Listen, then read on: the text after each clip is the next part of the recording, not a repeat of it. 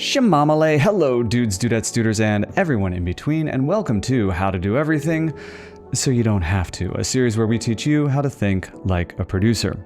Today, we're taking a look at the Osee GoStream Duet 8 ISO, a beefy little video switcher that gives you guessed it, 8 inputs, or really 8 ISO records, because there are more than 8 inputs on this unit. Don't worry, we'll explain it all. While it clearly draws inspiration from the ATEM series of switchers, there are plenty of features present on this board that distinguish it from Blackmagic's offerings, both in terms of what it can do and what it can't. Let's get right into it so that you can get back to switching excellent live shows. Look, there's only so much that needs to be said about a device like the Duet. If you're watching this video, you know what it does. You plug your cameras and computers and your Pac-Man video game machines into the back of this thing, and then you push these buttons to cut between the inputs for a live-to-tape edit or a live broadcast. Beyond that functionality, the two big questions are what features the switcher has to distinguish itself from the competition and what's missing. It's simply impossible to talk about the GoStream without comparing it to the ATEM line of switchers, as they offer similar functionality and exist in the same price range. So let's jump into that comparison with both feet. Osee does what Blackmagic don't, and the one thing I wish they did: build a switcher with half HDMI inputs and half SDI. Everyone who works in production knows that there's a huge gap in price between an all HDMI workflow and an all SDI workflow, and that gap is further exaggerated when you're working in multicam production, because you're not just moving one camera from HDMI to SDI, you're moving several and dragging the cost of all that glass and media along with the cameras. Sure, it's possible to tie the different formats together, but you end up with decimators all over the place, and that creates a lot of gack in your pipeline. We're always looking for the straightest line possible. Well, here it is. A video switcher that has 4 HDMI inputs and 4 SDI inputs, but the luxuries don't stop there. On the back, you'll find 2 more features Blackmagic simply hasn't been able to deliver on: a power switch and balanced audio inputs. And I know that they've announced balanced audio on the ATEM Extreme G2, but at the time of writing this review, they still haven't delivered on it. Other than that, it's pretty much business as usual on the back panel. You've got your headphone jack, 2 HDMI outputs along with 1 SDI, a pair of USB-C ports for a hard drive, a USB in from a webcam, or connecting the switcher to a computer for expanded controls, 2 full-size XLR jacks, and an Ethernet port. One complaint I had about the previous model was that the labels for the ports were molded into the plastic instead of painted on, which makes them incredibly hard to read, even in good lighting. This problem persists with the newer models, and while this isn't a death sentence for the board, it is a hassle worth considering if you're planning to use it in dark environments, or really any environments at all. The front of the board fares much better with essential information either being painted onto the unit or baked into the buttons. Speaking of which, the buttons on my unit were 2 different colors, which isn't a code red, but it is indicative of how the fit and finish on the Duet 8 isn't quite where it needs to be for a perfect score, and we will be coming back to that throughout the review. The board has all of the inputs, outputs, buttons, and knobs to do what it says it does on the box. And if you want a short review, I can tell you now that it does everything it's advertised to do. But you're not here for a snack, you're here for a meal. And while we won't cover everything that the board does in this review, we will talk about the primary functionality. Also, the fact that we aren't covering everything is a direct function of the board doing too much. If you're looking for a nuts and bolts understanding of how to think through a downstream key or a Lumimat input from Keynote, this isn't the review for you. Just rest assured the Duet can get you across both of those finish lines and many, many more. In this review, we will cover the features of the Duet that most users will be interacting with, the interfaces you need to understand to execute a production successfully on the Duet, and of course, the many and varied quirks of the board. Not that this board is unique in the fact that it has quirks. Any device that packs this many features into such a small form factor and manages to keep the price reasonable for consumers is going to have some quirks. So let's get into it, starting with the face panel. The face panel is pretty busy, but this is how you'll be interacting with the Duet 98% of the time, so it's worth it to take a moment and familiarize yourself with the buttons and what they do. First up, and well isolated from everything else, is the stream button. It's nice to have this one on its own, because the worst thing you can do is go live before you're ready, or cut a broadcast mid-stream. Next to that, you have your out source. While the Duet has 4 video outputs, they're not all created equal. On the back, you have 2 HDMI outputs, 1 SDI output, and you can also send a signal to a computer over USB. The SDI and HDMI output 1 are mirrors of each other, and we leave this set to program, but you can change it to any input or preview if you prefer. The USB out, however, can only be set to program or one of the 8 inputs with no option for preview. That said, it's hard to imagine the scenario in which you'd have to feed a preview to a Zoom call or something like that instead of the program. Next up, you have your audio mixer. The functionality on this is efficient with a few bells and whistles worth mentioning. It's an intuitive interface where you can select your input channel and then make the changes you'd like.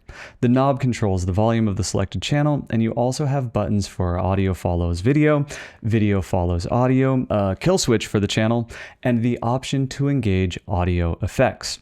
When it comes to audio effects, the Duet has all of the basics built into the board, including low cut, noise gate, compressor, and 3-band equalization. Keep in mind that the Duet ISO is advertised as a video switchboard. While it's nice to have a bit of higher functionality baked into the unit, I wouldn't use this as my primary audio mixing device. It's a video switcher with a few basic software-based plugins baked in, not an audio board with HDMI inputs. Next up, you'll find your macros and scenes. This is a bank of user-defined preset environments that you can access quickly. So if you find yourself using a lot of chroma or luma keyed lower thirds or bespoke super sources, you can build them out as you like, save the settings to the bank, and recall those scenes when you need them. Next to the macro functions is the most deceptively simple set of controls on the Duet. Here, you'll find a knob with 4 buttons, and this is where the Duet switcher really comes to life for us. And to understand why we love these controls so much, you have to understand something about the ATEM line of switchers. While they're powerful on their own, you really need to connect them to a computer to unlock 80% of their functionality. This is not the case with the GoStream line of switchers. Every single setting can be controlled from the board, and this fundamentally changes how you approach a live production when working with the GoStream. Of course, this gives you flexibility on the board when you're in the thick of it on production, but it throws open another door entirely. When we're giving hardware to clients, we want it to be as easy as possible to talk them through any troubleshooting they might encounter, and to do that over the phone. It is a million times easier to walk a client through a series of onboard clicks and turns on the knob than it is to walk them through the process of downloading the ATEM software controller, setting up the connection, and troubleshooting not just the problem that they want to address, but the interface between the ATEM and the computer. Sure, the interface on the GoStream is a bit clunky, but it's as efficient as you can get without including a touchscreen on the actual unit. Beyond the menu, you have a button that quickly swaps between the 2 most common multi-view layouts and a pair of media player buttons that give you quick access to the media files you might want to play back during your broadcast. And here is another feature that the competition has simply failed to incorporate in their boards, and a standout feature on the Duet. Quick and easy media playback is a terrific boon to live streams of any size. Whether you're upping your broadcast game by replacing still images for your hold screens with animated ones, or switching between in-studio banter and pre-taped segments live and on the fly, media playback is instantly an essential ingredient in any broadcast once you have access to it. Next up, you have your record and playback controls. You can trigger a single track record of the program or an ISO record of multiple tracks, and then you can push stop. While the Duet ISO can record 8 tracks simultaneously, there are some quirks to how this board actually works. While we won't do a complete breakdown of the rules for selecting inputs and ISO record tracks, suffice to say that there are multiple configurations, and you should, I repeat, should be able to find something that works the way you'd like it to work. But if it's your first time using an Osee device, leave ample time in your schedule for testing and figuring out exactly where the hard walls are on that board's functionality. The next set of controls is for your onboard video playback. I truly cannot stress this enough. This is a function painfully absent from the competition's offerings. Onboard video playback with SDI out makes this board an essential part of our kit. Even if we're not using it as the central hub, we keep this device on standby, knowing we can tie it into a larger system easily and efficiently. Next up is the keyer control, as it's called in the manual, or the next transition as it's called on the board. Here's where you have controls for your upstream and downstream keys. Up and downstream keys are outside the scope of this review, but suffice to say that the board's got them and they're easy to engage once they're set up. But as with all keys, setting them up takes a bit of work and understanding. Also, just a heads up, you can use PNGs with transparency on the Duet, and they're very easy to pop in as graphics. Finally, we get to the buttons you'll actually be pushing day in, day out on this device. The bottom row represents your previews, and the top row represents your program. As one would expect, you can tee up a shot and cut to it using the cut or auto buttons. Cut does a direct cut, and auto transitions as a mix, wipe, or dip, with the option to isolate the transition to the preview window before actually broadcasting it. You do have some controls over how the transitions deploy, including duration for all and some fine-tuned controls for wipe and dip. One thing I really like is that you can set specific durations by transition type, which is actually a logical way to approach it. When we're doing a dip to white as a transition, we never go above 15 frames, and the Duet allows us to lock that transition at half a second. A mixed transition, however, plays better on the slower side, and we can lock that in at 3 or 5 seconds. Sorry, steak fans, still no star wipe on the GoStream line of products. Which leads us to the T-bar, which is fine. It's a T-bar. I really think this has more to do with marketing than it does with functionality. It's cool, but I'll go for the precision of a pre-timed auto transition every time. Let's get into that desktop software. The Osee GoStream Duet 8 ISO has desktop software that allows you to engage with all of the controls offered to you on the board. This software is functional, but by no means beautiful. Osee has taken a huge step backwards in the latest software, and I hope they correct it soon. You used to be able to input the stream key directly through the software, but you can no longer do that. Your choices are to type in the key using the knob on the board, or by creating an XML file, putting it on an SD card, and then loading it onto the board manually. Neither choice is elegant, and I hope they update the software to allow for simple copy and paste soon. You can find the desktop software on the Osee website, but you don't actually download it from there. You download it from Google Drive. And when we talk about how the GoStream is lacking in fit and finish, this is exactly what we're talking about. Once it's installed on your computer, you connect the board via USB-C and the two machines will start talking to each other. Everything is functional and roughly where you would expect it, but the software is what we would consider to be the minimum viable product. It's simple if inelegant and gets the job done. Come to think of it, simple if inelegant and gets the job done could be the company's slogan. Now look, all of these features are well and good, but how does the Osee Duet 8 feel when the rubber actually hits the road? Well, it's not without its quirks. Here are some of the rough edges that cropped up while I was testing the board. While our hardware was set to 30 frames per second, which is what we finished to for these videos, the HDMI out for multi-view seemed to be locked at 60 frames per second. The program out followed the project parameters, and it was just the multi-view that was fixed. This isn't concerning, just something that jumped out at us as we were testing, and something to be aware of if you're planning to record or broadcast the multi-view for educational purposes. Something a little bit more concerning was that the ISO files are not frame identical. When we imported the files, some of the stems were longer and some were shorter. It never went beyond a frame difference in our testing, and that was close enough for how we build our projects and post workflow, but it could be significant depending on what you're building around the Osee. If you're doing work that requires all stems to be perfectly synced up, test the board a lot before you deploy it on a production. Also strange was that the Osee doesn't fit flat on the desk. Maybe the one I got was an early model and they'll continue to work the kinks out on the manufacturing line, but it is never a good look when your unit wobbles on touch. But perhaps the quirkiest quirk of the GoStream Duet 8 ISO is the direction in which you insert the SD card. This was so far afield from what users are accustomed to that Osee went ahead and included a sticker on the board with bold graphics and crystal clear instructions on how you should insert your SD card. For those wondering, it's in this direction.